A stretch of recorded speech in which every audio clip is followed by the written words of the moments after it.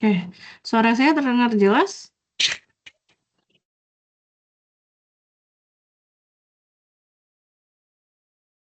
Terdengar, Bu. Boleh coba ada yang ngomong? Terdengar, Bu. Terdengar. Suaranya. Terdengar jelas, Bu.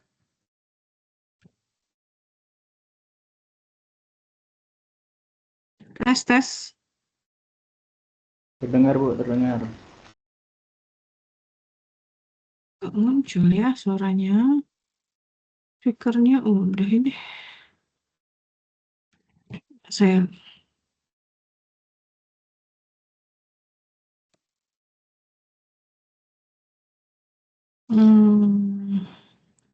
saya live dulu ya, nanti saya join lagi. Suara teman-teman tidak terdengar di saya ya.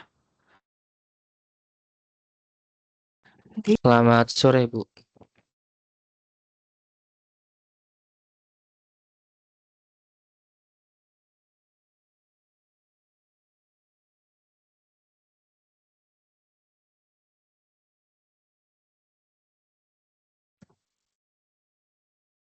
Coba lagi. Ada yang ngomong? Suaranya terdengar, Bu? Oh, oke. Ya, ini baru Ya. terdengar. Oke. Oke, terima kasih. Kita lanjut ya. Oke, hari ini kita akan membahas mereview materi sub CLO2, yang mana malam ini saya mereview materi di pekan keempat, 5, dan 6. Karena di pekan ketujuh ini materinya banyak, besok akan saya share video rekamannya saja, karena nggak akan cukup untuk ngebahas materi ketujuh juga di malam ini, gitu ya. Jadi malam ini saya hanya mereview materi 4, 5, pekan 4, pekan 5, dan pekan 6 saja.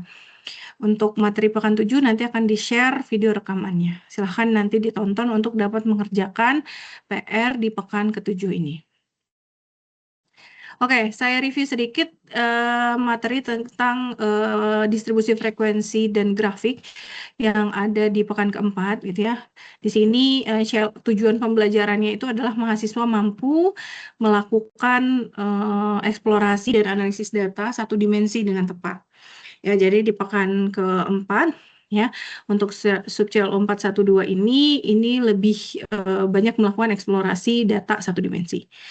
Tujuannya adalah ketepatan dalam menganalisis data berdistribusi frekuensi dan grafiknya. Oke, ini adalah konten atau outline yang akan kita pelajari. Ada 6 outline yang akan kita pelajari. Yang pertama itu adalah distribusi frekuensi.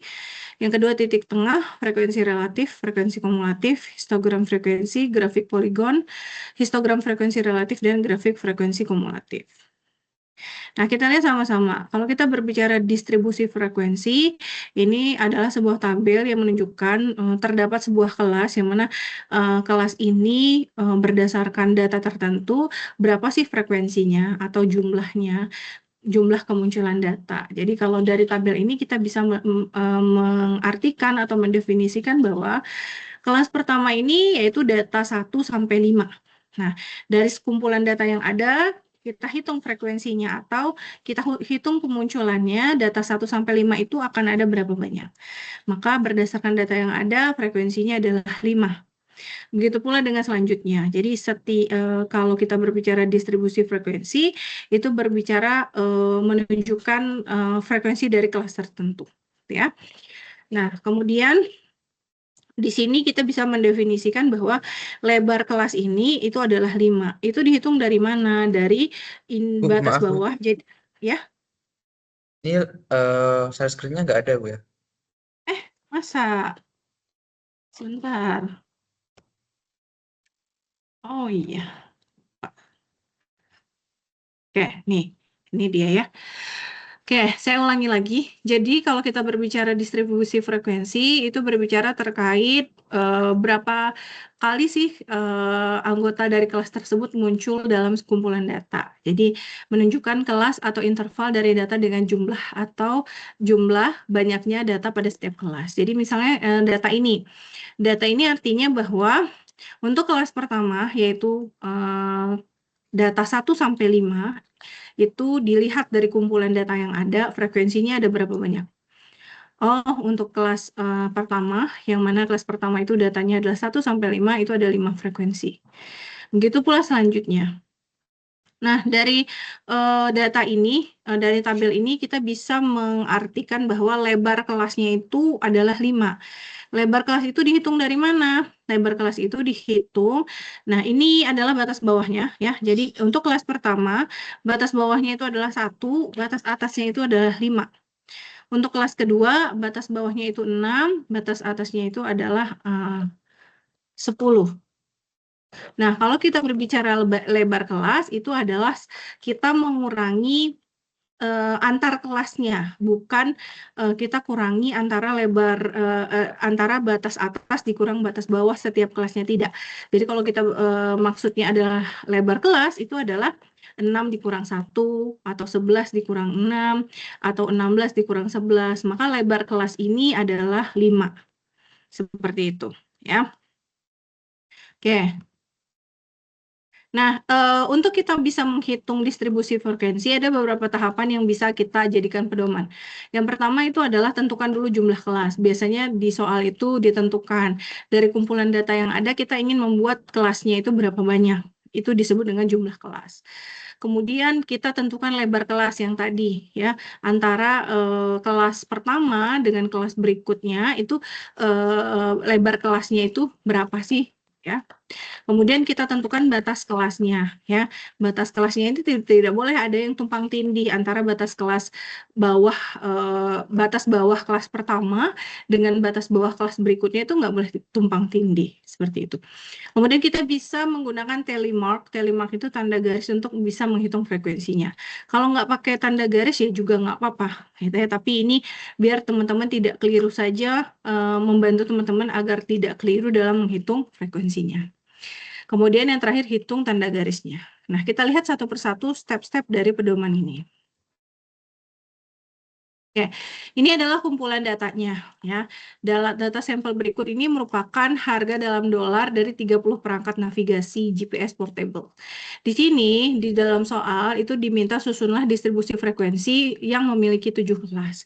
Jadi dari data ini kita ingin harus membuat 7 kelas. Nah, bagaimana kita bisa membuatnya? Step pertama itu adalah tadi kita definisikan berapa jumlah kelasnya. Jumlah kelasnya adalah 7. Ya. Kemudian setelah itu kita lihat data terkecil dan data terbesarnya. Data terkecilnya adalah 59 dari kumpulan data yang tadi. Data terbesarnya itu adalah 450. Maka kita tahu rentang kelasnya. Rentang kelas ini untuk apa? Rentang kelas ini digunakan untuk menghitung lebar kelasnya. Ya. Jadi rentang kelasnya didapat 391. Kemudian cara menghitung lebar kelasnya adalah rentang kelas dibagi jumlah kelasnya dibulatkan ke atas. Maka lebar kelasnya itu adalah 56. Nah, sekarang kita sudah tahu lebar kelasnya. Kita sudah tahu data terkecilnya yang berapa, data terbesarnya berapa. Nah, sekarang barulah kita buat batas atas, batas bawahnya. Ya. Nah, batas bawah untuk kelas pertama itu pasti adalah data terkecil. Nah, maka batas bawahnya adalah 59. Ya. Nah, kemudian bagaimana caranya kita ingin menghitung batas bawah kelas berikutnya? Nah, batas bawah kelas berikutnya sama seperti yang sebelumnya, yaitu kita tambahkan dengan lebar kelas. Ya. Lebar kelas di sini adalah 56. Maka untuk batas bawah kelas berikutnya adalah 59 ditambah 56, yaitu 115. Ya. Nah, kemudian gimana kita menentukan upper limit dari kelas pertama? Upper limit dari kelas pertama itu tinggal dikurangi 1 saja. Jadi dikurangi 1 dari batas bawah kelas kedua. Nah, ini batas bawah kelas kedua adalah 115. Maka kurangi 1, ini 114. Dan lebar kelas antara batas atas kelas pertama dengan batas atas kelas kedua juga sama. Jadi kalau kalian hitung 170 dikurang 114, ini sama dengan 56 juga. Seperti itu. Nah, ini ditambahkan aja terus. Ini 115 tambah 56, 107 tambah 1 tambah 56, sampai seterusnya. Kemudian upper limit kelas sebelumnya tinggal di minus 1-kan saja. Seperti itu. Sehingga kita dapat 7 kelas, yang mana setiap 7 kelas ini memiliki definisi batas bawah dan batas bawah dan batas atasnya. Nah, kalau kita sudah dapat batas bawah dan batas atasnya, selanjutnya adalah kita menghitung frekuensinya dengan menggunakan tally mark yang ini, ya. Jadi ini untuk kelas pertama adalah 59 sampai 114. Kita lihat dari data tadi 59 sampai 114 itu ada berapa data di sini, ya. 59 sampai 114, 90 masuk 1, 70 masuk 2, ya. Kemudian 59 masuk 3, 100 masuk 4, ya. 5, 95 ya. masuk. Jadi ada 5, ya. Oke, berarti ada 5 untuk kelas yang pertama. Frekuensinya ada 5. Begitu seterusnya 115 sampai 170 ada berapa frekuensinya dari kumpulan data itu. Yang mana sigma atau kita sum, kita jumlahkan ini semua, ini adalah total dari berapa banyak datanya. Jadi datanya di sini adalah 30 ya, maka di sini sigma F-nya harus 30. Untuk ngecek apakah kamu menghitungnya benar atau tidak. Seperti itu. Oke, itu yang pertama, kita menghitung distribusi frekuensi. Nah, ini sama ya, jadi nanti teman-teman boleh coba latihan di rumah gitu ya untuk mempersiapkan UTS. Ini hitung, ini ada data, kemudian di sini dia jumlah kelas yang diminta adalah 8 kelas. Ini adalah data usia 50 orang. Nah, nanti teman-teman tadi cari dulu rentangnya. Rentang tadi adalah nilai maksimum dikurang nilai minimum. Setelah rentang diketahui, baru cari lebar kelasnya. Ya, setelah lebar kelasnya diketahui, baru teman-teman tentukan batas atas dan batas bawah dari setiap kelas. Ya, kemudian baru hitung dengan menggunakan tally mark. Ya, setiap rentang dari kelas tersebut akan ada berapa banyak muncul di kumpulan data ini. Ya, nah itu yang disebut dengan distribusi frekuensi. Oke, ini ya berdasarkan data yang tadi itu, ini sudah ada jawabannya ternyata untuk latihan ini. Ya, minimumnya adalah 35, maksimumnya 89, maka rentangnya adalah 54. Kita hitung lebar kelasnya 54 dibagi 8, ini dibulatkan ke atas. Jadi untuk lebar kelas itu selalu dibulatkan ke atas. Maka lebar kelasnya adalah 7. Nah, kita sudah dapatkan lebar kelasnya, maka kita susun lower limit dan upper limitnya. Ya. Untuk kelas batas bawah kelas pertama itu pasti adalah nilai minimumnya, yaitu 35. Nah, kemudian lower limit berikutnya ditambah 7. Nah, upper limit kelas pertama itu tinggal dikurangi 1 dari lower limit kelas kedua. Seperti itu seterusnya sampai karena di sini maksimum 89, tapi kalau kita jumlahkan ini dengan lebar kelas 7, maka ini tetap 90. Gitu ya. Oke.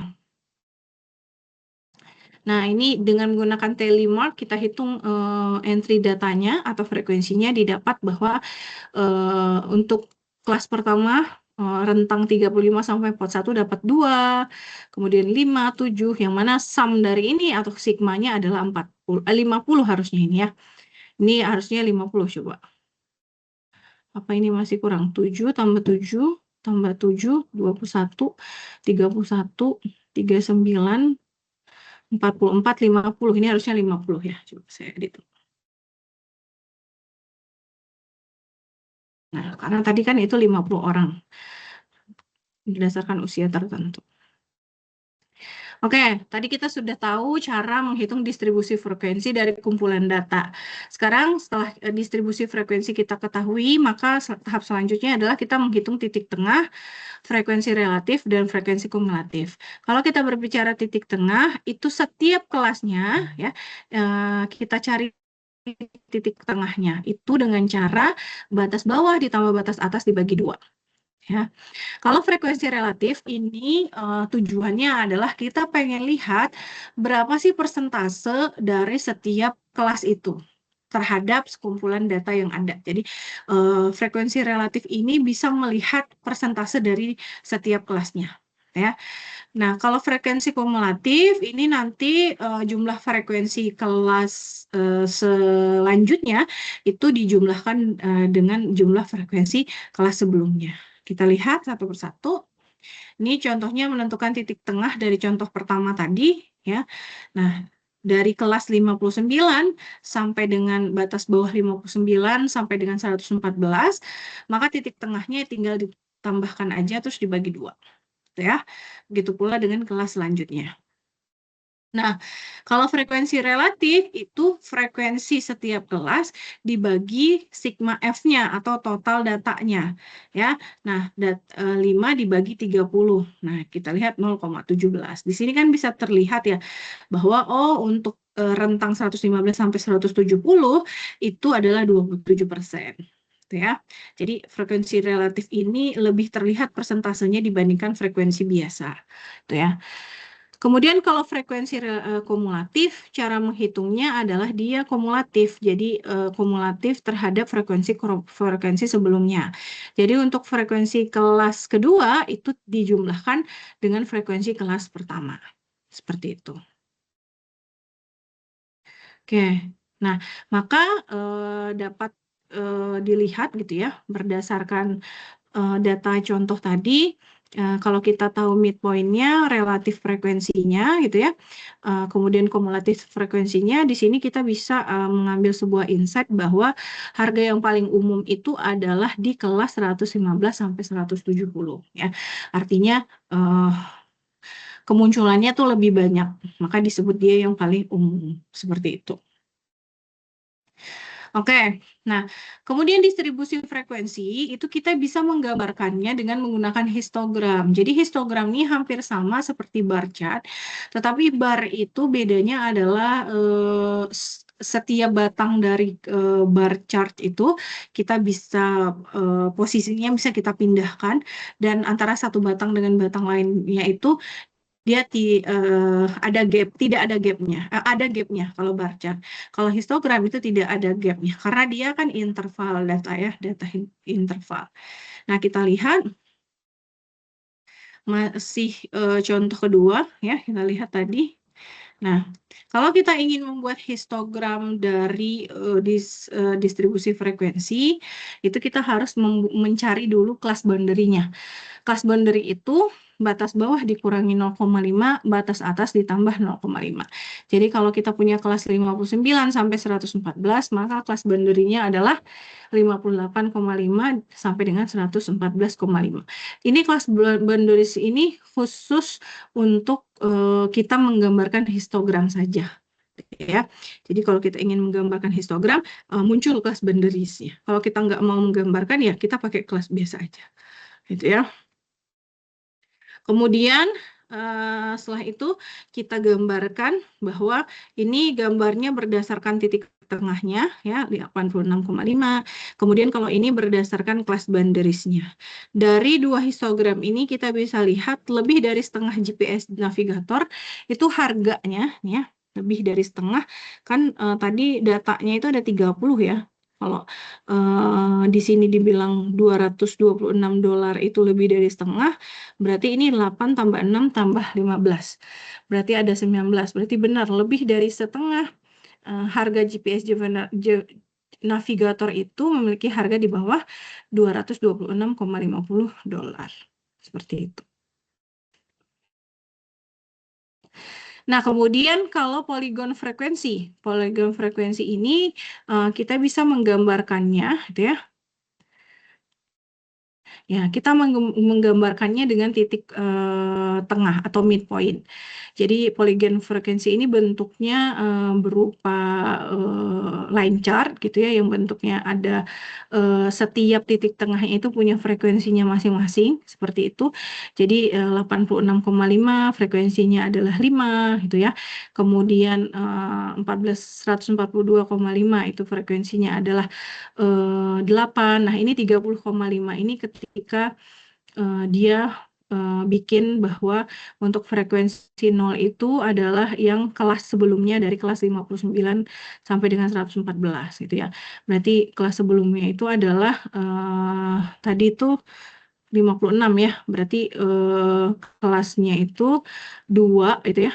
3 sampai dengan 58 seperti itu ya. Oke. Nah, 3 sampai 58 ini titik tengahnya itu adalah 30,5. Oke.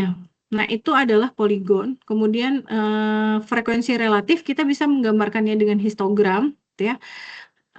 Hampir sama dengan yang histogram sebelumnya, tetapi pembedanya adalah kalau tadi ini adalah frekuensinya, frekuensi biasanya, kalau sekarang yang menjadi sumbu Y-nya itu adalah frekuensi relatifnya. Jadi kita bisa lihat persentasenya bahwa ternyata untuk 114,5 harga 114,5 sampai dengan 170,5 itu persentasenya itu lebih dari 25% atau 27% gitu ya. Oke. Nah, kalau frekuensi kumulatif kita bisa membuatnya dengan menggunakan line chart lagi gitu ya. Kita ambil upper class-nya saja, upper class boundaries-nya, kemudian frekuensinya dan kumulatif frekuensinya. Jadi ini adalah upper class untuk kelas yang di luar kelas dari datanya. Dia makanya ini frekuensi 0, kemudian upper class boundary kelas pertama itu adalah 114,5, frekuensinya itu adalah 5, begitupun selanjutnya. Karena dia kumulatif itu pasti naik, karena tadi frekuensi kumulatif ini adalah frekuensi yang dijumlahkan dari frekuensi sebelumnya, seperti itu.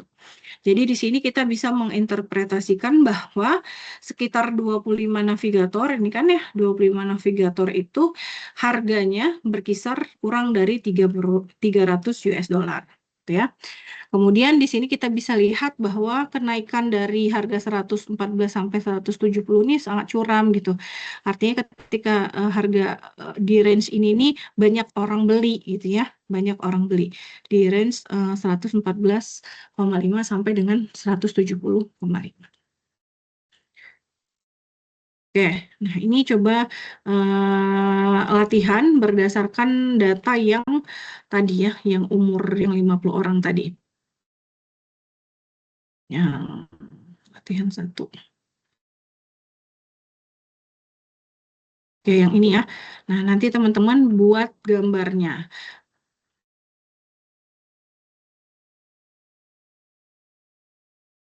Tadi. Yang disuruh bikin itu adalah hitung titik tengah, frekuensi relatif, frekuensi kumulatif dari setiap kelas, dan identifikasi pola yang ada. Kemudian buat histogram menggunakan titik tengah, histogram dengan batas kelas, kemudian poligon frekuensi dengan, ini sudah ada di file Excel ya, yang pernah saya share ke teman-teman di LMS gitu ya.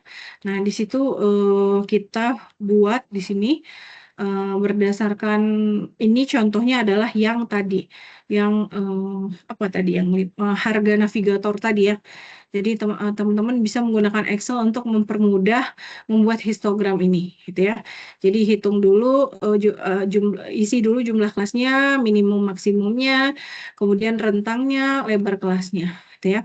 Lebar kelas berdasarkan rumus sebelumnya. Kemudian datanya teman-teman bisa copy di sini, data yang ada di slide itu, kemudian teman-teman tentukan dulu, cari dulu untuk batas bawah, batas atas, dan frekuensinya. Ya, kemudian baru setelah itu hitung titik tengah, frekuensi relatif, sama frekuensi kumulatif. Jadi kalau mau bikin histogram frekuensi titik tengah, ini tinggal dikopas aja value dari titik tengah dan frekuensinya. Nah, ini bisa gunakan bar chart, kemudian gapnya nanti diubah, gitu ya. Jadi teman-teman bisa gunakan di sini bar, ya. Nanti gapnya ini, oh itu salah. Ya, ini harus diubah dulu ke bentuk teks ya, kalau enggak dia. Ini ubah dulu ke bentuk teks.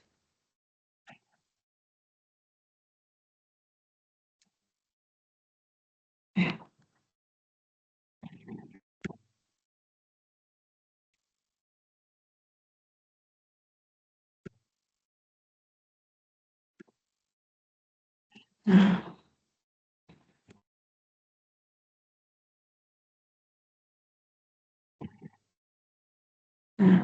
ini ya, nanti teman-teman gap-nya, gap untuk semua tabel, gap-nya itu dijadikan 0. Ya. Kemudian teman-teman boleh biar terlihat bordernya teman-teman kasih warna. Soalnya kasih warna kuning kayak yang saya bikin gitu ya. Nah, ini tinggal ditebelkan aja width-nya. Ya. Kemudian di sini tinggal ditambahkan label. Nah, jadi terlihat bahwa histogram frekuensi berdasarkan titik tengah itu kita mengambil data titik tengahnya, ya, data titik tengahnya, dan kemudian data frekuensinya, seperti itu. Jadi cara membuatnya pakai bar aja, nanti gapnya aja yang dijadikan 0, sehingga dia bentuknya dempet, karena histogram itu bentuknya harus dempet, ya, karena kan tadi dia interval, jadi setiap kelas ini, kelas kedua ini dia merupakan kelanjutan dari kelas pertama, seperti itu. Ya. Kemudian kalau sama histogram frekuensi batas kelas, berarti teman-teman yang teman-teman kopas itu adalah batas kelasnya. Batas kelasnya itu ini, batas kelas boundariesnya. Ya, batas kelasnya, kemudian frekuensinya. Nah, nanti didapat bahwa setiap batas kelas ini ada frekuensinya. Sama cara pembuatannya. Ya, kalau misalnya poligon frekuensi, ya, itu teman-teman copy dari titik tengah dan frekuensinya. Nah, ini ditambahkan 30,5. 30,5 itu untuk kelas di luar itu, biar si frekuensinya ini 0 gitu ya. Nah, jadi bisa terlihat bahwa kenaikannya itu berada di antara ini ya, 104, berada di antara titik tengah yang 142,5. Seperti itu. Ini tinggal pakai line aja ya, line chart ya. Kalau cara membuat poligon ini tinggal pakai line chart aja. Nah, tapi itu tinggal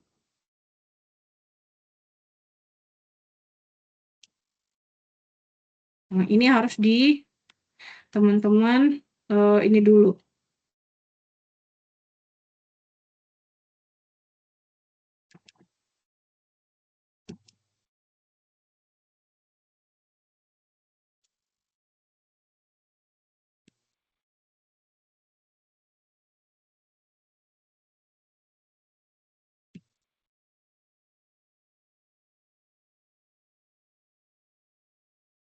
Ya, nanti tinggal di blok ya.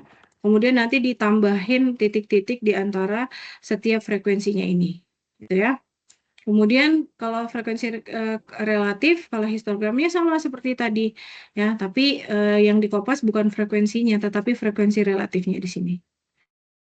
Begitu pula dengan kumulatif. Kumulatif dia poligonnya kita menggunakan line chart seperti ini, gitu ya. Nah, nanti teman-teman bisa pelajari Excel yang saya berikan di LMS. Ya. Nah, itu untuk materi pekan keempat. Ada yang ditanyakan terlebih dahulu? Jelas? Nah, bagi yang belum mengerjakan homework 4, silahkan dikerjakan. Masih ada waktu. Saya lupa sampai tanggal 2 November ya, kalau tidak salah. Silahkan dikerjakan. Ya. Oke, kita lanjut ke, biar tidak lama-lama, kita lanjut ke pekan kelima. Nah, masih berhubungan dengan pekan keempat juga ya nanti. Kalau di sini, di pekan kelima, kita berbicara terkait ukuran pemusatan data. Jadi, ukuran pemusatan data itu ada 3 parameter yang akan kita hitung, yaitu mean, median, dan modus. Nah, nanti teman-teman akan mempelajari mean, median, modus, dan range. Kemudian teman-teman akan pelajari weighted mean, mean of group data, dan the shape of the distribution. Kita lihat satu persatu, ini pasti teman-teman sudah sangat paham ya. Mean itu adalah rata-rata, median itu adalah nilai tengah, mode itu adalah nilai yang paling banyak muncul, range itu adalah tadi rentang. Ya, rentang antara kita menghitungnya dari nilai maksimum dikurang nilai minimum. Nah, kita review kembali terkait skala pengukuran. Terdapat 4 skala pengukuran, yaitu nominal, ordinal, interval, dan rasio. Kita lihat. Terus itu semua skala pengukuran bisa dicari. Tapi kalau untuk median, skala nominal tidak bisa. Kalau untuk min, yang bisa hanya skala interval dan rasio saja. Ya, jadi dalam menghitung min, median, dan modus itu kita juga memperhitungkan dia termasuk skala pengukuran yang mana datanya. Oke, sudah tadi saya jelaskan. Nah, ini contohnya kita punya kumpulan data ini ya. Kalau dari data ini maka nilai min-nya atau nilai mediannya itu harus kita urutkan terlebih dahulu. Ini datanya 11, 7, 11, 18, 9, 7, 6, 2, 3, 7. Maka ketika kita ingin mencari median, kita harus urutkan terlebih dahulu dari yang terkecil hingga yang terbesar. Sehingga kita dapat titik tengahnya atau data tengahnya ya. Kalau modus diurutkan boleh, nggak diurutkan juga boleh, tetapi akan lebih mudah kalau diurutkan. Jadi terlihat, oh ternyata yang paling banyak muncul itu adalah angka 7. Ya. Kemudian kalau min, ya min itu tinggal kita jumlahkan 11 tambah 7 tambah 11 tambah 18 kemudian sampai dengan tambah 7. Setelah kita jumlahkan, kita bagi dengan 9 ya. Maka itu adalah rata-ratanya. Seperti itu. Nah, kalau range tadi nilai maksimum dikurang dengan nilai minimum. Range ini sama seperti rentang di distribusi frekuensi yang kita pelajari sebelumnya di pekan keempat. Oke, maka didapat bahwa mediannya 9, modusnya 7, minnya 11, dan range-nya 17. Oke. Min itu adalah rata-rata. Kita lakukan penjumlahan terlebih dahulu, sigma. Kita jumlahkan X-nya, baru kita bagi dengan berapa banyak datanya. Kalau median, cara mencarinya adalah kalau banyak datanya ganjil, itu lebih gampang. Tinggal kita lihat saja, K ini adalah posisi datanya, berada di posisi keberapa. Gitu ya. Pastikan datanya sudah terurut terlebih dahulu. Jadi kalau kita punya datanya 9, tadi, kayak tadi, ini punya data 9 kan? Ada 9 data. Maka nilai tengahnya dari mana? N plus 1. Ya, 9 ditambah 1 dibagi 2. Berarti 5. Data kelima itu adalah nilai mediannya atau titik tengahnya. Nah, kalau dia genap, ya, kalau dia genap, kita cari K-nya dulu. Ya. K-nya itu didapat dari mana? Misalnya 10. Ya. Banyak datanya 10, maka K-nya itu adalah 10 dibagi 2, data kelima. Nah, karena dia genap, maka nilai tengahnya itu adalah rata-rata K dengan data K plus 1. Tadi misalnya data ke K itu ada data kelima itu nilainya 3, ya. Kemudian data ke K plus 1 itu nilainya juga 3. Maka rata-ratanya adalah 3 ditambah 3 dibagi 2. Nah, itu sama dengan 3. Itu adalah nilai tengahnya. Jadi nilai tengahnya adalah 3. Nilai tengah itu didapat dari rata-rata K dengan K plus 1. Gitu ya. Itu untuk data yang total datanya itu genap. Nah, nanti teman-teman coba bisa menggunakan Excel, gitu ya. Nanti saya cek apakah saya udah upload di LMS atau belum ya, Excel panduannya. Jadi untuk menghitung rata-rata itu pakai rumus average. Kalau untuk median itu menggunakan rumus median. Kalau modus itu menggunakan rumus mode. Seperti itu. Ya. Nah, ini tadi sedikit saya sudah menjelaskan bahwa perbedaan antara bar chart dengan histogram. Jadi bar chart itu dia akan lebih cocok untuk data-data kategorikal atau skala nominal. Jadi kalau kita punya data skala nominal itu lebih cocok kita menggunakan bar chart. Nah, tujuan dari diagram batang itu untuk apa sebenarnya? Itu adalah untuk membandingkan atau komparatif antara satu kategori dengan kategori lainnya. Kita ingin membandingkan suatu nilai, suatu kategori, data kategori ya, dengan data kategori lainnya. Nah, diagram batang ini pastinya akan ada batangnya, kemudian nanti di sumbu X-nya itu adalah kategoriknya, sumbu Y-nya itu adalah frekuensinya. Untuk kategorik ini muncul frekuensinya seberapa banyak sih dari data. Nah, diagram batang ini bisa digunakan untuk kategorikal, nominal, atau ordinal. Ini contohnya. Ini adalah rata-rata orang menghabiskan waktu dengan smartphone. Dia menghabiskan waktu dengan smartphone itu ngapain aja sih gitu ya. Di sini dilihat, oh ternyata 3 orang menjawab bahwa untuk ngambil foto. Nah, paling banyak itu adalah orang menggunakan internet. Nah, kita kan ingin membandingkan nih, ingin membandingkan rata-rata orang menghabiskan waktu sehari itu dalam menggunakan smartphone itu untuk apa aja aktivitinya. Nah, ini kan membandingkan atau komparatif. Kemudian ini perbandingan juga, ini adalah data kasus COVID-19 di US. Ya, ini kita bisa lihat gitu ya perbandingannya ya antara satu negara dengan negara yang lainnya.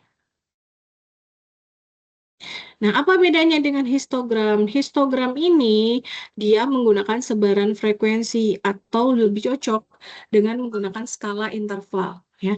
Jadi kalau kita ingin kita punya data skala interval, maka itu akan lebih cocok menggunakan histogram dibandingkan dengan bar chart. Dan histogram ini juga punya ketinggiannya atau frekuensinya. Nah, kapan kita menggunakan histogram? Histogram ini digunakan memberikan interpretasi visual dari data numerik dengan menunjukkan jumlah titik data yang berada dalam satu rentang nilai. Tadi kita ingin membandingkan, kita ingin melihat gitu ya frekuensi dari setiap kelas atau kumpulan kelas atau interval kelas, interval dari data atau rentang nilai tertentu atau kelompok tertentu. Kita bisa menggunakan histogram yang sebelumnya kita gunakan di distribusi frekuensi, baik itu frekuensi relatif maupun frekuensi biasa. Nah, histogram versus bar chart sekilas mirip ya, tetapi penampilan itu bisa menipu gitu ya. Sebenarnya dua batang ini memiliki ciri khasnya masing-masing. Kalau bar chart dia memiliki gap antara satu batang dengan batang yang lain. Nah, ukuran batangnya ini itu harus sama kalau di bar chart.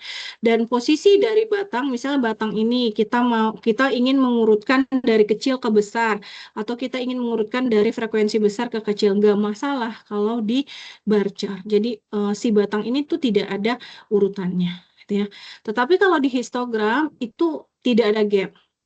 Antara satu batang dengan batang lainnya tidak ada gap. Kemudian lebar batang tuh boleh bervariasi. Kalau tadi sebelumnya kita menentukan kelasnya sendiri kan, maka kalau kita menentukan kelasnya sendiri itu pasti lebar kelasnya akan sama.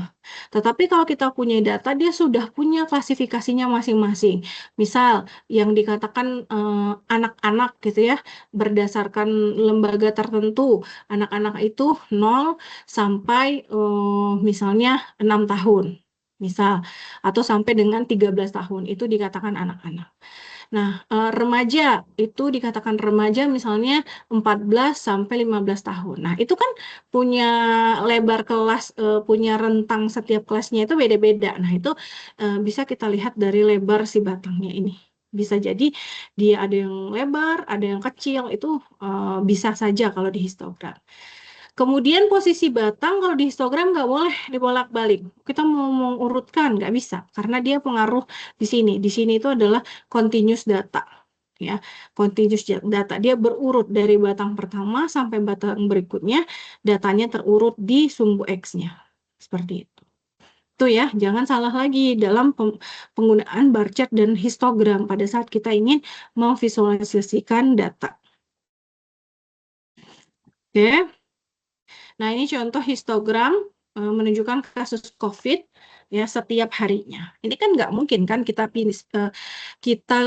ubah urutan batangnya karena ini berdasarkan waktu, dia continuous ya, berurut berdasarkan waktu seperti itu. Oke, nanti teman-teman bisa coba yang saya demokan tadi dalam membuat bar chart, yang mana bar chart itu gapnya kita jadikan 0, gitu ya. Nah, kemudian ada parameter berikutnya yaitu rata-rata tertimbang. Nah, rata-rata tertimbang atau weighted mean itu adalah rata-rata yang dihitung berdasarkan sekumpulan data yang mana dia memiliki bobotnya. Jadi setiap kumpulan data itu ada bobotnya masing-masing. Rumusnya itu adalah data dikali bobot dibagi total bobot. Nah, kita lihat. Misal, nih ya, di sini kita ikut kelas statistika. Kelas statistika ini punya bobot masing-masing setiap bentuk penilaiannya. Misal, untuk tes itu 50% bobotnya. Untuk ujian tengah semester atau UTS itu 15%. Untuk UAS itu adalah 20%. Untuk praktikum itu adalah 10%. Dan yang terakhir adalah homework itu adalah 5%. Artinya setiap nilai ini punya bobotnya masing-masing. Nah, kemudian kita ingin mencari rata-rata tertimbang atau weighted mean dari nilai-nilai di atas. Oh, nilai kamu dapat untuk tes itu 86, UTS 96, praktikum 82, lab 98, pekerjaan rumah atau homework 100. Nah, sekarang pertanyaannya, jika nilai rata-rata minimum untuk mendapatkan nilai A adalah 90, apakah kamu bisa mendapatkan A? Nah, tadi rumusnya ya. Rumusnya adalah kita mengalihkan dengan bobotnya. Jadi kita punya skor, ya, source-nya tadi tes min, midterm, final exam, computer lab, sama homework. Kemudian kita definisikan skornya masing-masing dari setiap bentuk penilaian ini, kemudian kita kalikan. Jadi 86 dikali 0,5, ya, 50% itu kan 0,5, itu ya. 96 dikali dengan 0,15, begitu seterusnya, yang mana sigma W-nya itu adalah 1. Ya. Sedangkan sigma X kali W itu adalah 88,6. Maka rata-rata tertimbangnya dari soal sebelumnya itu adalah 88,6. Maka kamu tidak akan bisa mendapatkan nilai A. Seperti itu. Ya. Oke. Kalau ternyata, ya ini case berikutnya, ternyata dari data yang tadi, ujian nilai akhir Anda itu salah diinputkan. Harusnya mendapat 98, tapi diinputkan 82. Apakah kamu bisa dapat nilai A atau tidak? Coba. Final exam-nya ini diganti jadi 98. Coba hitung, apakah orang ini bisa mendapatkan nilai A, yang mana nilai A itu yang mana rata-rata tertimbangnya adalah minimum 90. Coba dihitung, saya kasih waktu 5 menit. Nanti saya tanya. Kalau final exam-nya itu diubah menjadi 98.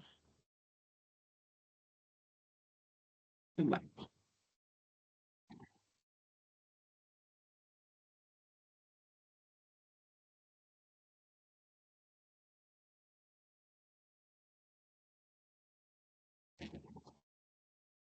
Berapa sigma XW-nya?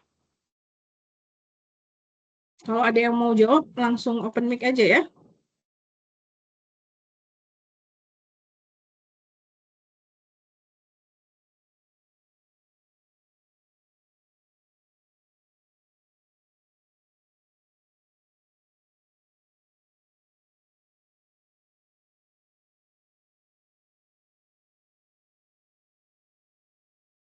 Coba saya tanya. Ada yang mau jawab? Ada yang mau raise hand? Atau saya panggil? Kurniawan Gobel, ada?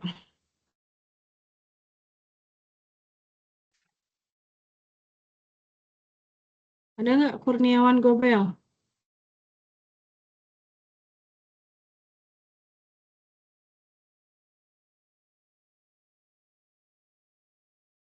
Nggak ada, berarti nggak hadir ya. Jeffrey Afriansyah, ada nggak?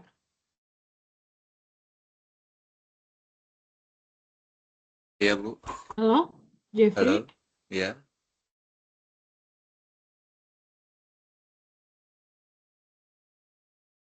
Masih Jeffrey udah. masih Oke, menghitung, Bu. oke, sip. Saya tunggu 5 menit. Kalau udah nanti Jeffrey langsung jawab saja.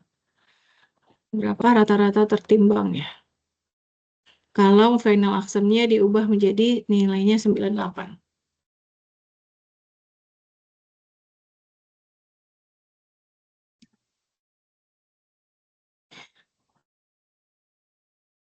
Oke.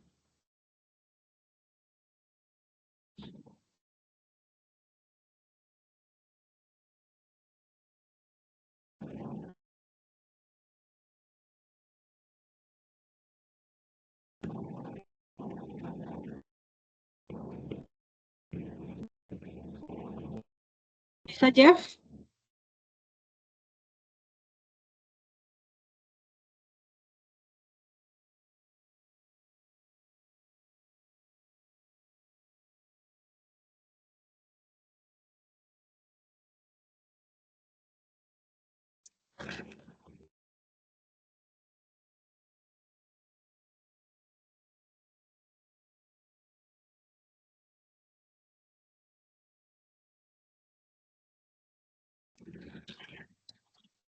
Bisa nggak, Jeff?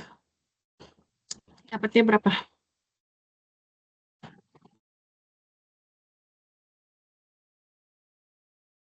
Tinggal ganti aja XW yang final exam ya.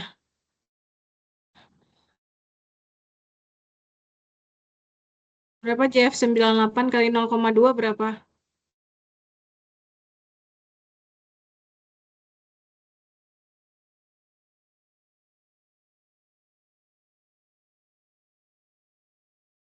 Ada nggak? Atau yang lain boleh? Siapa yang tadi rasain? 98 kali 0,20 ini Bu hasilnya 19,6 ya. Tadi kan 19,6. penasarannya diganti ya. Dari jadi 98 gitu ya. Terus dikali 0,20 untuk weight-nya. Nanti Oke, berarti 98 itu kali 0,20. Ya. Hasilnya itu sigma XW-nya 19,6. sigma XW-nya berapa? Berarti sigma XW ini berapa jadinya? Sigma SW-nya 91,8 kan?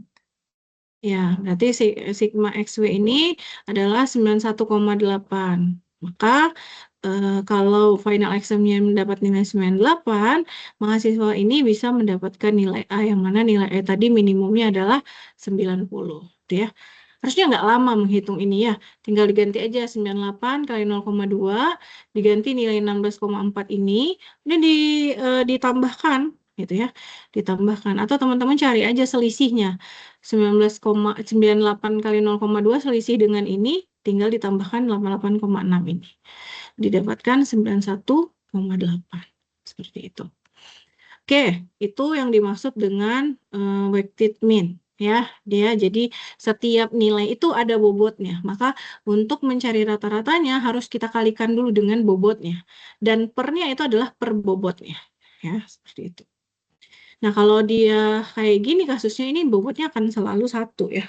Karena kan bobot itu persentase ya. Seperti itu. Oke, nah itu weighted mean. Sekarang kita lihat mean of group data. Jadi tadi kita bisa ternyata mencari rata-rata untuk data yang berkelas-kelas tadi. Misalnya kelas 1 itu rentangnya dari sekian sampai sekian gitu ya. Nah, caranya itu adalah pertama kita mencari midpoint-nya dulu atau titik tengahnya. Tadi yang tadi kita punya midpoint itu kan berarti kita menghitungnya adalah batas bawah ditambah batas atas dibagi 2. Nah, maka setelah titik tengah itu didapatkan, gitu ya, kita kalikan frekuensinya. Ya, kita kalikan frekuensinya, kemudian kita sigmakan atau kita jumlahkan frekuensi itu. Nah, kemudian setelah dapat dari sigma dari frekuensi ini dibagi dengan berapa banyak datanya. Nah, itu yang disebut rata-ratanya. Jadi, pengalinya itu bukan batas bawah batas atasnya, tetapi pengalinya itu adalah nilai titik tengahnya. Pengali frekuensinya ini ya adalah titik tengahnya, bukan batas atas atau batas bawahnya. Nah, kita lihat ini menentukan rata-rata dari distribusi frekuensi. Kalau ini langsung ya, langsung dikasih tahu midpoint-nya berapa, kemudian frekuensinya berapa, kemudian kita tinggal kali saja X kali F, kemudian sigmanya berapa, nanti sigma ini 2089 dibagi 50, maka rata-ratanya itu adalah 41,8. Ini gampang kalau teman-teman sudah tahu midpoint-nya. Tetapi kalau misalnya diketahui cuma batas atas dan batas bawah setiap kelasnya, maka teman-teman harus mencari dulu titik tengahnya. Seperti itu. Nah, seperti ini data ini. Ini ada jawabannya nggak ada ya. Nah, ini coba saya kasih waktu 15 menit gitu ya untuk teman-teman hitung ya rata-rata dari 50 orang terkaya ini, rata-rata distribusi frekuensinya. Ini tadi datanya teman-teman bisa ambil dari pekan keempat. Pekan keempat itu sudah ada jawabannya. Jadi di sini di pekan keempat, oh yang 50 tadi ya. Nanti ya.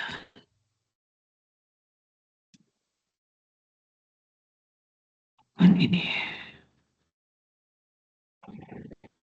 Nah, ya. Nah ini sudah ada batas bawah, batas atasnya ya. Ini teman-teman boleh capture atau boleh dituliskan, boleh di screenshot.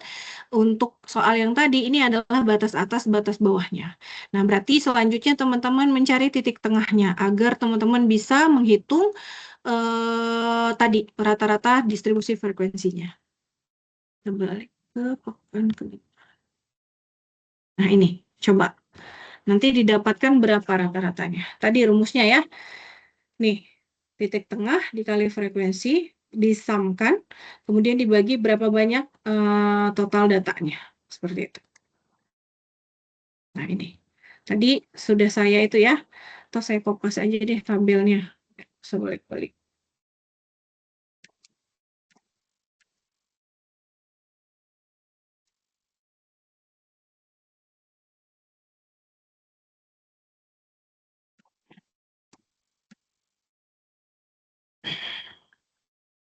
Saya kopas ke sini. Nah, berarti tinggal cari titik tengah sama frekuensinya.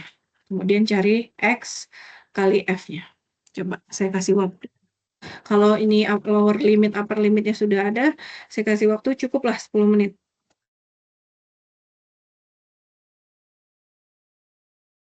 Saya matikan mic-nya dulu.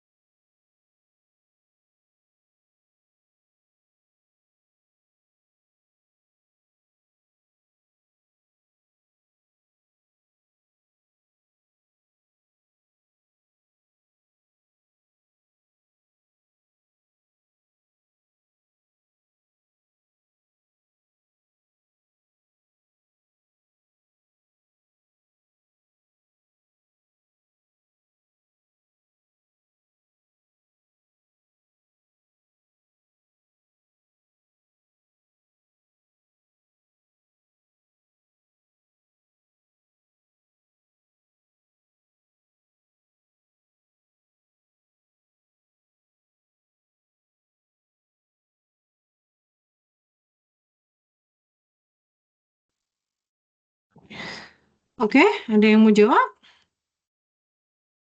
Saya bikin tabel dulu ya.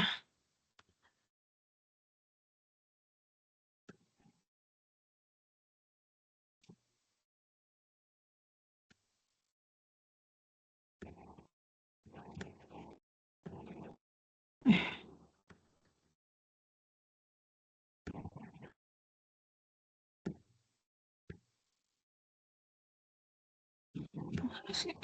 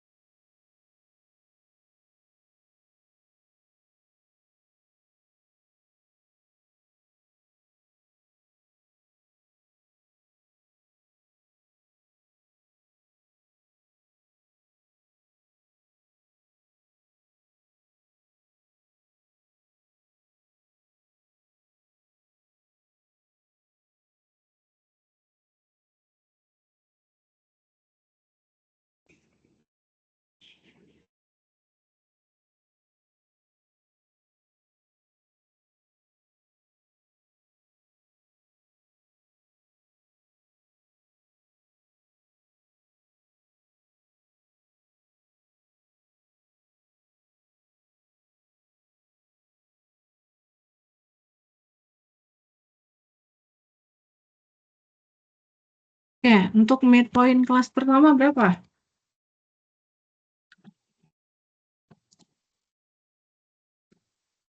Boleh dijawab aja yang sudah dapat. Nggak usah ditunjuk. 38. 38. Kemudian midpoint kedua 45. berapa? 45. 45.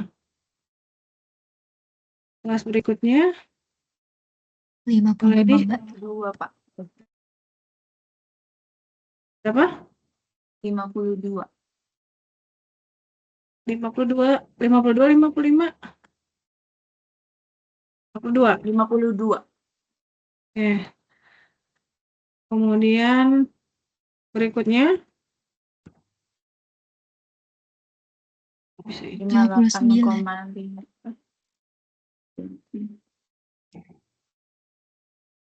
Saya tambahin dulu.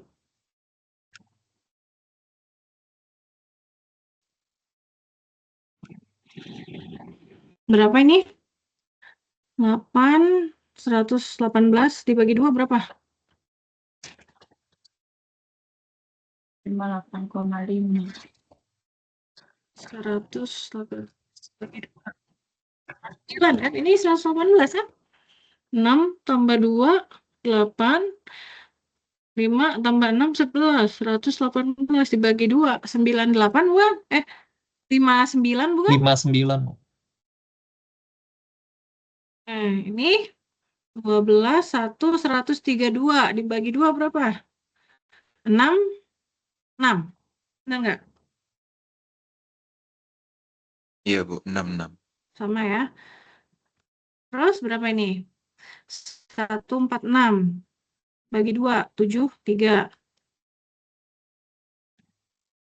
10, 1, 160 bagi 2, 80. 4, 9 tambah 8, 17, 71, 74 dibagi 2.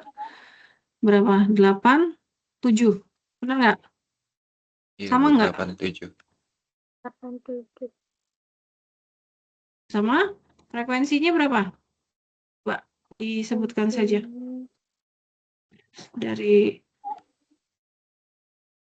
frekuensinya sama kayak sebelumnya berarti. Berapa ini?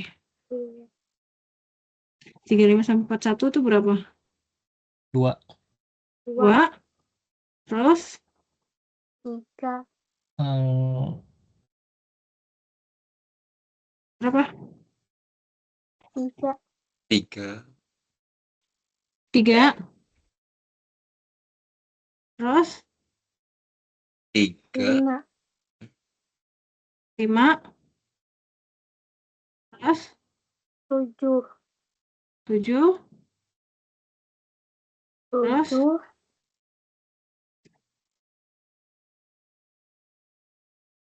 Apa lagi? Yang lain boleh. Lagi. Berapa? 7 lagi. Ya. Terus 5. berapa? 5. 5. Terus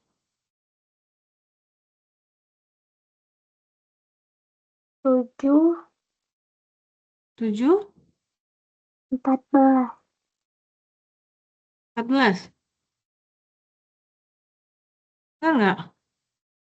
7 kali 7 kali 7 kali 7, 28. 28 tambah 3, 21. 21 tambah 5, 26. 26 tambah 14, baru 40. Datanya 50 kan? Yang mana yang keliru? Oh, ini frekuensinya nih. 2, 5, 7, 7, 10. 2, 5, 7, 7, 10. 10.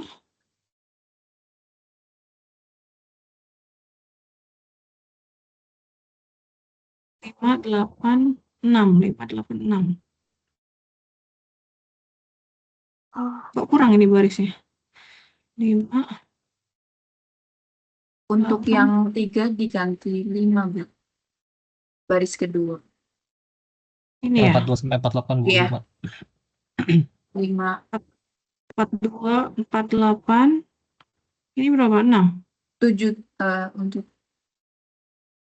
untuk Yang yang terakhir 5 baris ketiga 7-nya naik.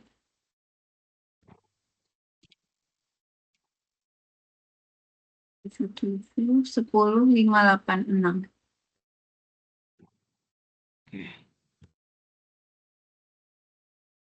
Sekarang kali X kali midpoint ini adalah X. Ini pengalinya. X kali V. Boleh berapa? Bantu. kali.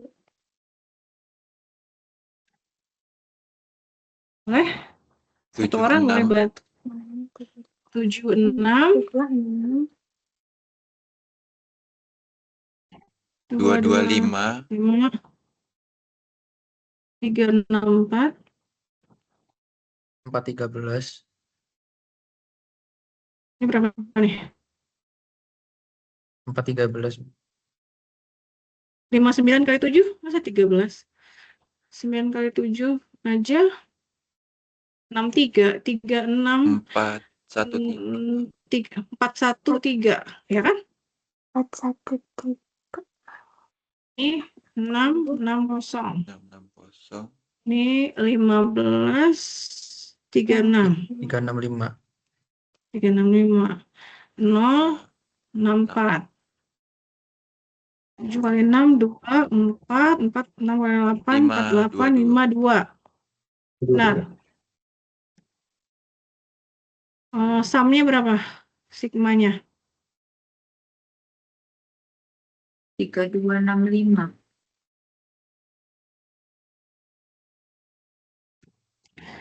Berapa? 3, 2, 65. 3265. Ini 50. Maka rata-ratanya itu adalah 3265 dibagi 50. Berapa? 65,3. Ini rata-ratanya 32 bagi 6 berapa? 65,3. 5,3. Nah, itu ya. Untuk soal ini, maka rata-rata tertimbangnya atau kelompok rata-rata distribusi frekuensinya itu adalah rata-rata umurnya untuk kelas-kelas ini adalah umur 65,3. Seperti itu. Ya. Nanti teman-teman bisa. Jadi rata-rata itu banyak, nggak hanya rata-rata untuk satu data tertentu saja atau kelompok data tertentu saja, tetapi tadi ada 3 ya, rata-rata biasa yang mana kita jumlahkan, kemudian kita bagi jumlah datanya. Yang kedua adalah data-data rata-rata yang kita hitung di mana setiap datanya itu memiliki bobot. Berarti itu adalah rata-rata yang weighted mean atau rata-rata berbobot. Kemudian yang ketiga itu adalah rata-rata untuk sebaran distribusi frekuensi. Seperti itu. Nah, setiap rata-rata itu memiliki rumus yang berbeda-beda dan cara yang berbeda-beda. Oke, kita lihat selanjutnya. Terima kasih yang sudah tadi ikut menjawab. Nah, selanjutnya itu adalah bentuk distribusi, bentuk-bentuk distribusi. Distribusi itu kan penyebaran ya. Nah, distribusi itu kita kelompokkan menjadi 3, simetris, uniform, ataupun squee. Squee itu adalah condong ya. Nah, kita lihat sama-sama. Kalau simetris itu dia bentuknya seperti lonceng seperti ini ya. Bentuknya dia penyebarannya itu simetris itu frekuensi dikatakan simetris jika frekuensinya terdistribusi secara merata pada kedua sisi nilai pusat.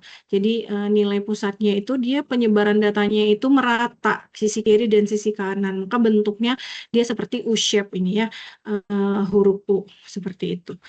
Dan nilai rata-rata median dan modusnya itu sama, berada di nilai yang sama. Itu bisa kita katakan dia symmetric distribution. Jadi kalau teman-teman menghitung sekumpulan data yang memiliki nilai mean, median, dan modusnya sama, itu adalah distribusi simetrik. Nah, kalau squeeness atau sebelum squeeness kita lihat dulu yang uniform. Uniform itu seperti ini. Jadi kumpulan data itu memiliki frekuensi yang sama. Misalnya untuk data 1 frekuensinya 20, data 3 juga 20. Jadi dia frekuensinya sama.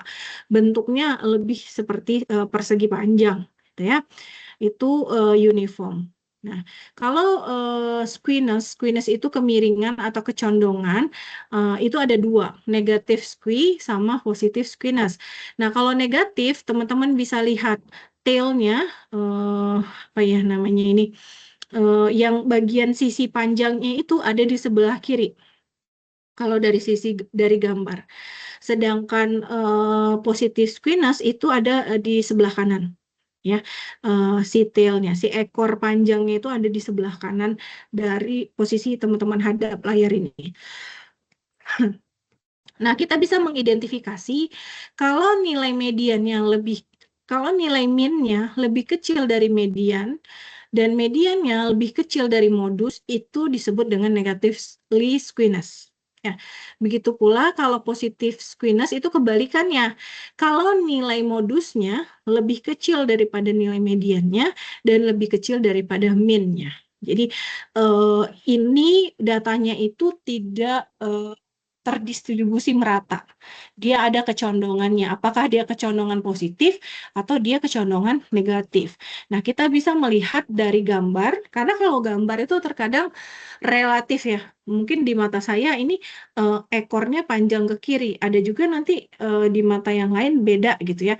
Nah, maka akan lebih tepat kita menghitung mean, median, dan modusnya. Sehingga kita bisa menyimpulkan apakah dia condong negatif atau condong positif. Seperti itu. Nah, ini menguji kemiringan untuk memastikan apakah distribusi miring atau tidak. Kita tadi ya, yang saya bilang, hitung nilai mean, median, dan modusnya. Pasti nilai mean dan median dan modusnya tidak sama. Ya. Kemudian bisa juga teman-teman buat grafiknya. Nanti bisa terlihat. Kalau grafiknya ekornya yang kemiringannya itu ada di sebelah kiri, berarti dia negatif. Kalau dia kemiringannya atau ekornya ada di sebelah kanan, kayak yang tadi, ini berarti dia positif. Oke.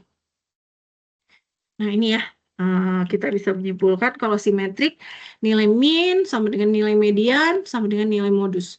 Kalau positif, nilai mean lebih besar daripada nilai median dan lebih besar daripada nilai modus. Kalau negatif, kebalikannya. Nilai mean lebih kecil daripada median dan lebih kecil daripada modus. Nah, itu adalah terkait distribusi atau distribusi kita kelompokkan menjadi 3, uniform, simetrik, uniform, dan squeness. Squeness itu kita bagi 2, ada negatif, ada positif. Itu bisa dilihat dari nilai min, median, dan modusnya, seperti itu. Nah, ini homework 5, ya. Silahkan teman-teman kerjakan, masih ada waktu sampai tanggal 2 November. Seperti itu. Ada yang ingin tanyakan sebelum kita masuk satu topik lagi di pekan ke-6, masih berhubungan dengan penyebaran data. Kalau pekan ke-5 itu berhubungan dengan pemusatan data, nanti di pekan ke-6 kita menghitung variabel untuk penyebaran data. Ya. Ada yang mau ditanyakan? Kalau tidak ada, kita lanjut dulu. Di pekan ke-6 itu adalah ukuran penyebaran data. Kalau pemusatan itu ada 3, min, median, modus. Kalau penyebaran itu ada 2 yang kita hitung, variansi dan simpangan bakunya. Nah, kita lihat sama-sama apa perbedaan variansi dan simpangan baku. Oke, dari grafik ini kita dapat melihat bahwa setiap grafik ini punya bentuk dan punya lebar grafik yang berbeda-beda. Nah, kita lihat di sini ada 2 parameter, yang mu ini adalah rata-ratanya, kemudian yang bentuknya ini adalah sigma namanya, sigma kuadrat. Nah, kita lihat perbedaan antara kalau yang merah, biru, dan orange, garis merah, ya, grafik dengan garis biru, merah, dan orange, ini nilai mu-nya sama atau nilai rata-ratanya sama, yaitu 0. Makanya dia berada si titiknya ini berada, nilai rata-ratanya berada pada titik yang sama, yaitu 0.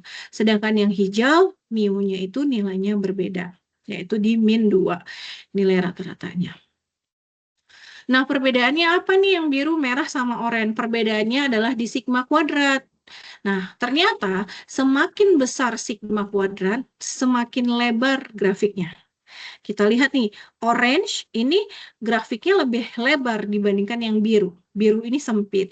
Karena apa? Karena oranye itu sigma kuadratnya adalah 5, sedangkan yang biru itu sigma kuadratnya adalah 0,2.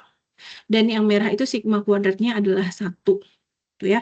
Jadi semakin besar sigma kuadratnya, maka semakin lebar grafiknya. Yang artinya penyebaran datanya itu akan jauh dari pusatnya. Jadi kalau kita punya grafik lebar seperti oranye, nah, maka penyebaran datanya itu kan menjauh dari pusat datanya. Ya, penyebaran datanya ada di sini kan, di sini menjauh. Beda dengan yang biru. Biru ini 0,2, maka penyebaran datanya di situ-situ aja. Artinya adalah semakin kecil variansinya, semakin homogen datanya. Artinya dia datanya ya rentangnya di situ-situ saja. Ya, artinya dia lebih homogen dibandingkan dengan nilai sigma yang besar. Dia datanya lebih heterogen, penyebarannya itu lebih meluas. Sebaran datanya itu lebih meluas dari pusat datanya. Seperti itu. Nah, apakah sigma itu? Nah, nanti kita lihat. Ternyata penerapan simpangan baku atau variansi itu diterapkan di beberapa perusahaan. Contohnya untuk quality control.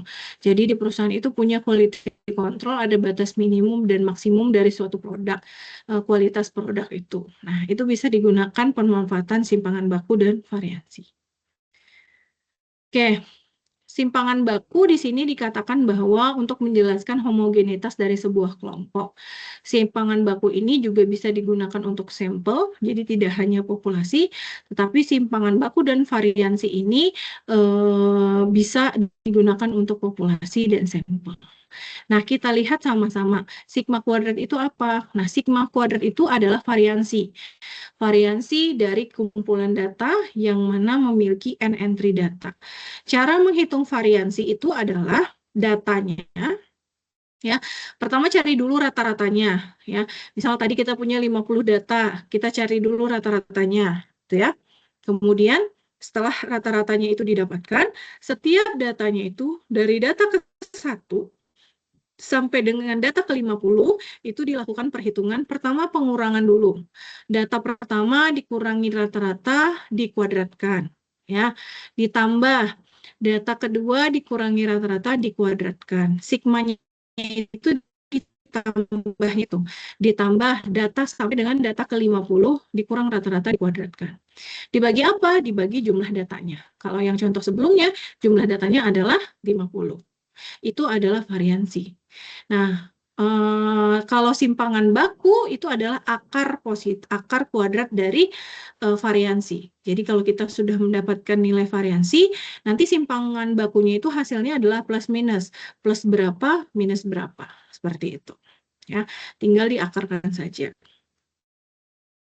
Nah, ini tadi yang saya sebutkan. Step by step-nya itu adalah cari dulu rata-ratanya, kemudian cari X dikurang rata-ratanya, kemudian cari penyimpangan. Jadi X dikurang rata-rata ini adalah penyimpangan data terhadap titik rata-ratanya. Jadi dia menyimpang sejauh mana sih, ya kan?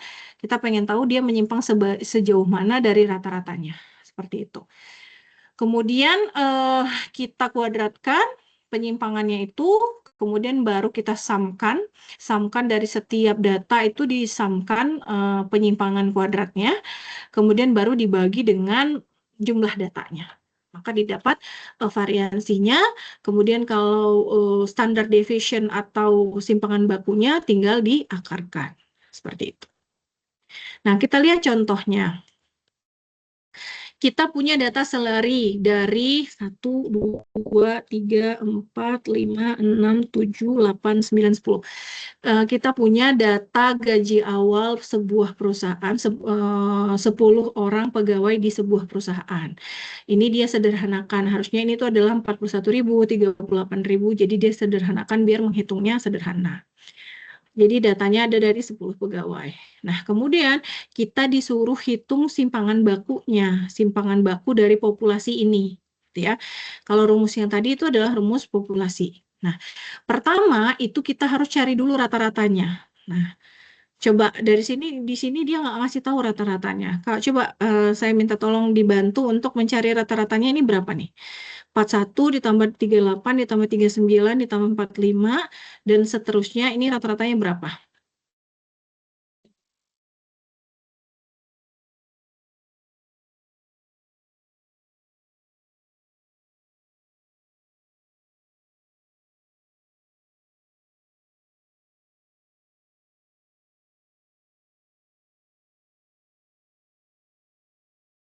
Empat 41,5. 41,5 rata-ratanya. Maka di sini didapatkan deviation-nya atau penyimpangannya X dikurang mu. Berarti datanya itu dikurang 41,5. Makanya didapat minus 0,5. Begitu pula dengan 38. 38 dikurang 41,5 didapat minus 3,5. Begitu seterusnya sampai dengan data ke-10. Nah, ketika kita sigmakan, kita jumlahkan ini deviation-nya adalah 0. Seperti itu. Nah, kemudian kita cari square-nya. Square-nya itu artinya pangkatnya dari deviation ini. Jadi minus 0,5 dikuadratkan, minus 3,5 dikuadratkan, dan seterusnya. Maka didapatkan ini hasil dari kuadratnya. Kemudian disamkan dapat 88,5. Nah, ini kita sudah dapat untuk mencari variansinya. Dengan cara apa? 88,5 dibagi 10, maka variansinya adalah 8,9. Ketika ditanya simpangan baku, tinggal kita lakukan akar 8,9, yaitu sekitar 3, ya, plus 3 dan minus 3. Karena di akar itu kan bisa positif, bisa negatif hasilnya, seperti itu.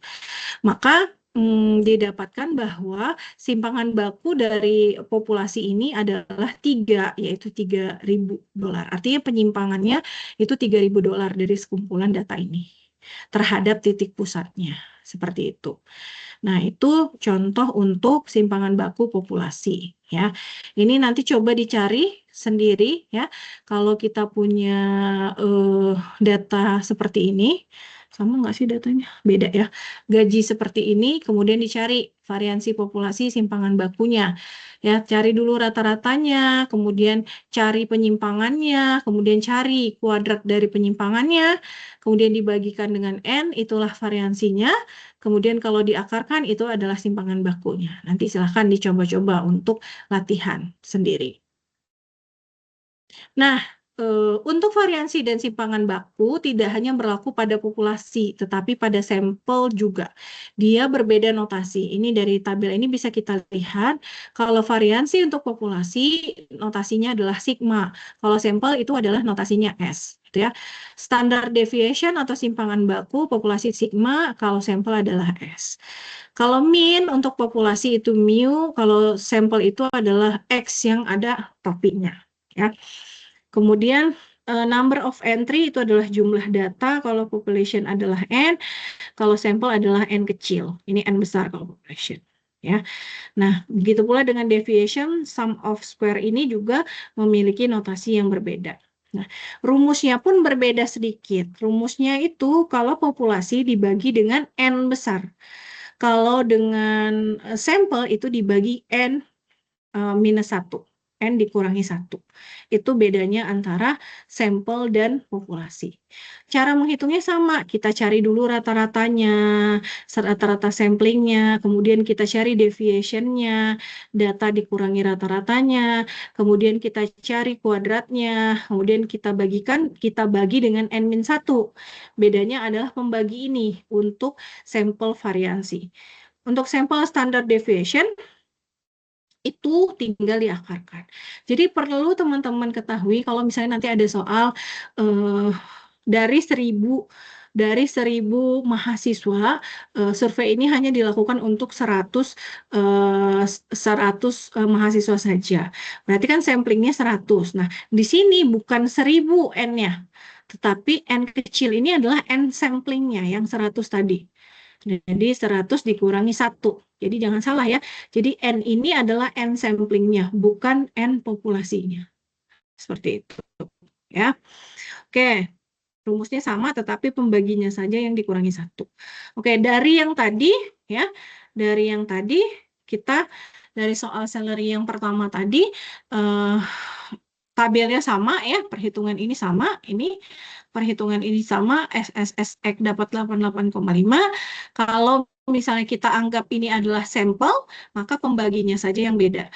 Berarti 88,5 dibagi 9, yaitu 9,8. Standar deviasinya atau simpangan bakunya adalah 3,1, yaitu $3.100 penyimpangannya.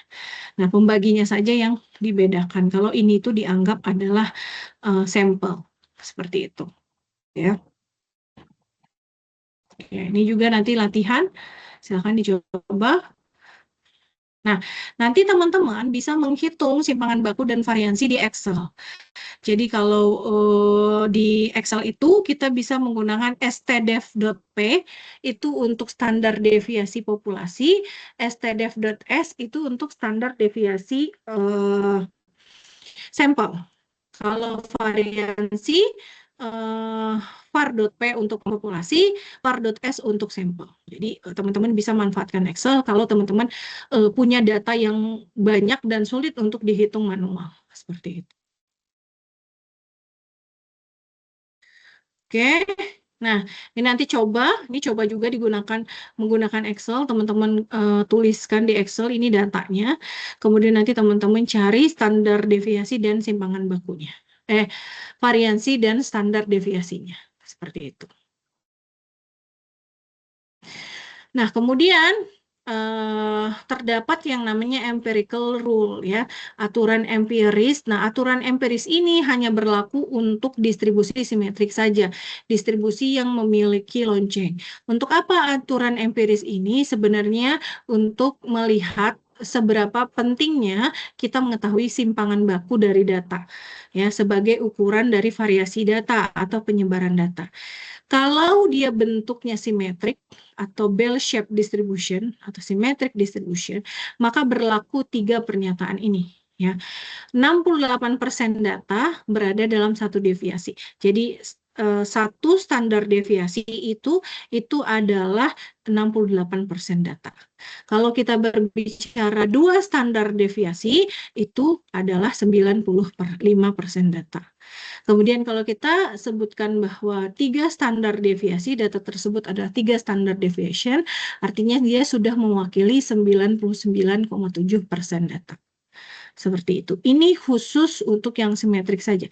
Khusus untuk yang berbentuk bell shape saja, berbentuk lonceng. Aturan ini. Seperti itu ya. Nah, contohnya seperti ini ya. Dalam survei yang dilakukan oleh Pusat Statistik Kesehatan Nasional, rata-rata tinggi badan perempuan di Amerika Serikat itu adalah 64,3 inci. Berarti ini adalah rata-ratanya. Dengan simpangan baku sampel, berarti ini ada sampling ya, 2,62 inci. Perkirakan kita ingin disuruh memperkirakan persentase, berapa sih persentase perempuan yang tinggi badannya 59,06 inci sampai dengan 64,3 inci. Berarti kita lihat ya, kalau tadi kita punya rata-rata 64,3, berarti titiknya ada di sini, di rata-rata ini. Ya. Kemudian penyimpangannya 2,67 inci. Berarti kalau ke kanan dia ditambah, kalau ke kiri dikurangi 1 standar deviasi. Jadi satu kotak ini itu adalah 1 standar deviasi. Kalau ini dikurangi, kalau ini ditambah. Berarti ini adalah 64,3 dikurang dengan 1 standar deviasi, yaitu didapat dengan 61,68 ya. 64,3 dikurang 2,62. Ya kan? Nah, masih nilainya 61,68. Sedangkan kita butuh 59,06. Berarti kemungkinan dia ada di sebelah sini, di bawah 61 ini. Nah, kita coba lagi 2 standar deviasi. 2 standar deviasi titiknya kita dapatkan dari 64,3 dikurangi 2 kali 2,62. Dapat 59,06. Berarti ketemu nih titik yang diminta, 59,06. Sekarang pertanyaannya, berapa persen persentase perempuan yang tinggi badannya di antara 59,6 sampai 64,3? Berarti kan dari sini 59,06 sampai dengan 64,3. Tadi aturan bell shape. Ini 34%, ini 13,5%, ini 2,35%.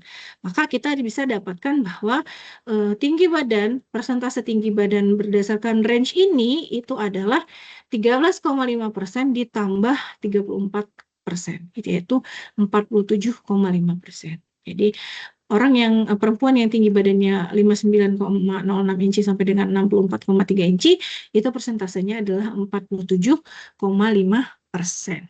Seperti itu ya.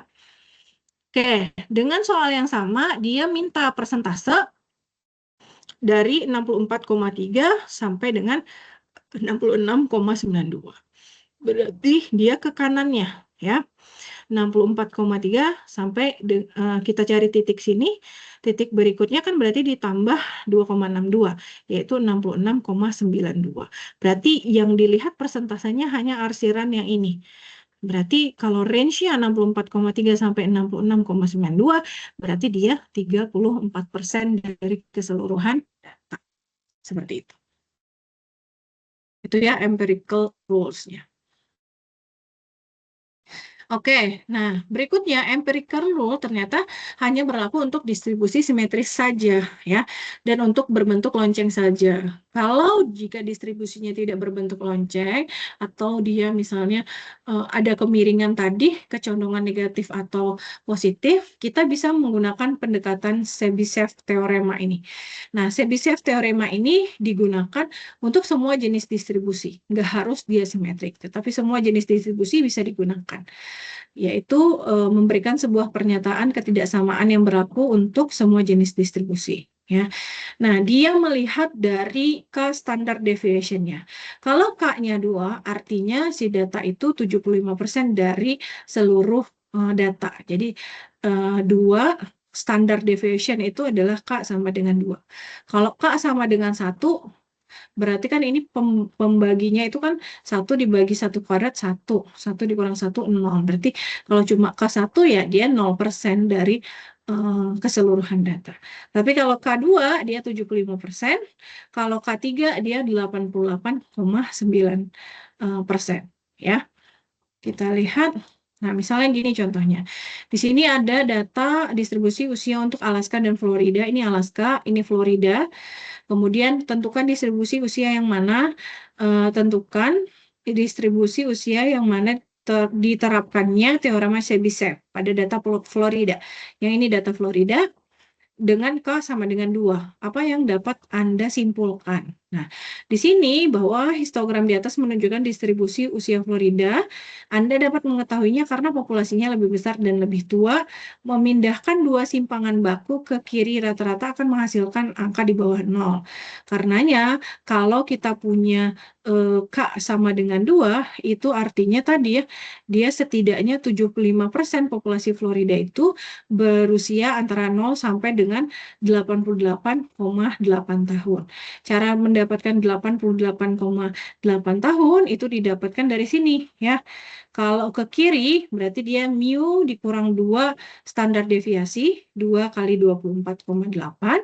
Kemudian kalau misalnya ini di sini ya, ini ada variansinya 24,8, mu-nya adalah 39,2. Kalau dia ke kiri berarti dikurangi, kalau dia ke kanan artinya dia ditambah. Berarti maksimumnya itu umurnya adalah di 88,8. Kalau dia 2 K-nya ya, 2 standar deviasinya. Berarti 75% populasi Florida berusia dari 0 sampai dengan 88,8 tahun. Seperti itu. Ya, itu untuk teori Chebyshev. Oke, nah tadi tidak hanya min yang bisa kita hitung dari data yang berkelompok, tetapi standar deviasi juga ya, dengan hampir sama, dengan dikalikan dengan frekuensinya ya. Kalau dia sampling dibagi dengan n-1 ya. Kita lihat. Contohnya ini adalah jumlah anak di 50 kakak. Kepala keluarga, itu setiap kakak itu berapa sih jumlah anaknya. Nah, disuruh hitung rata-rata sampel dan simpangan baku sampel. Berarti ini nanti pembaginya adalah n-1. Nah, kita lihat. Ya. Dari data berapa jumlah anak ini kita bisa mengelompokkan ya. Nilai minimumnya 0, nilai maksimumnya adalah 6.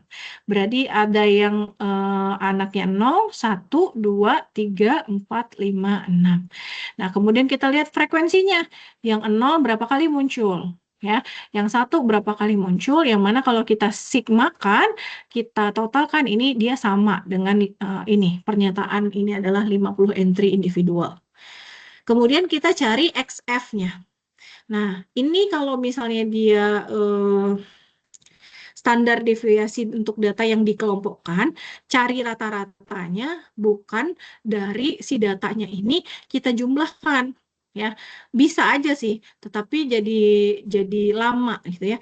Nah, kita tinggal mengalihkan aja antara data dikalikan dengan frekuensi. Ya, jadi didapat bahwa untuk totalnya adalah 91, untuk total datanya, banyak datanya 50, maka rata-ratanya didapatkan 1,8. Ya. Kemudian rata-rata ini digunakan untuk menghitung deviation dari setiap sampelnya. Ya, kemudian setelah didapatkan deviationnya dikuadratkan, kemudian dikalikan dengan frekuensi. Ya, maka didapatkan sigmanya.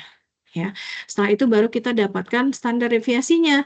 Standar deviasi berarti 145,40 dibagi 49 karena dia sampel. Sampel itu n-1. Maka didapat standar deviasinya adalah 1,7 ya. Jadi rata-rata sampelnya sekitar 1,8 anak dan simpangan bakunya itu adalah sekitar 1,7 anak. Seperti itu. Nah, itu untuk menghitung standar deviasi yang datanya dikelompokkan. Ya. Nah, kemudian Nah, ini nanti silahkan coba dikerjakan. Ini itu adalah ubah 3 dari angka 6. Jadi angka 6-nya itu awalnya ada 4, jadi 1. Ya.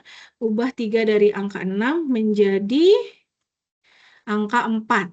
Nah, berarti 4-nya nambah.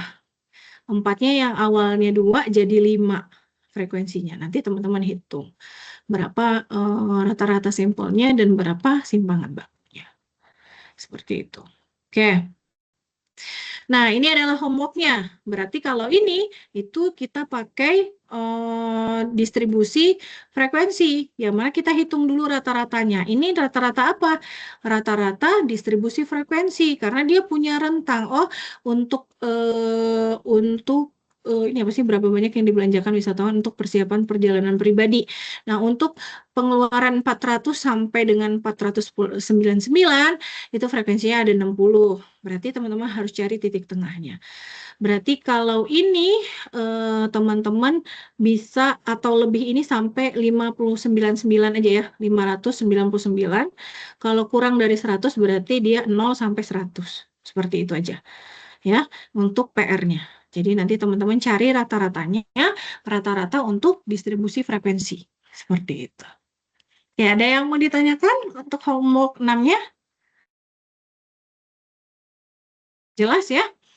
Oke, kalau sudah jelas, materi kita untuk malam ini sampai pekan ke-6 pekan ke-6 saja, ya, karena nanti akan ada rekaman video pembelajaran dari saya, karena pekan ke-7 itu ternyata materinya lumayan banyak, yaitu sekitar 40 halaman slide presentasi gitu ya.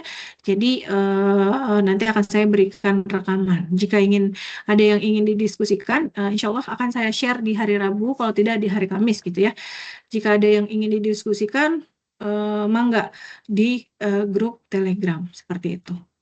Itu saja mungkin dari saya. Ada yang mau ditanyakan terlebih dahulu nggak sebelum kita tutup kelas pada malam hari ini?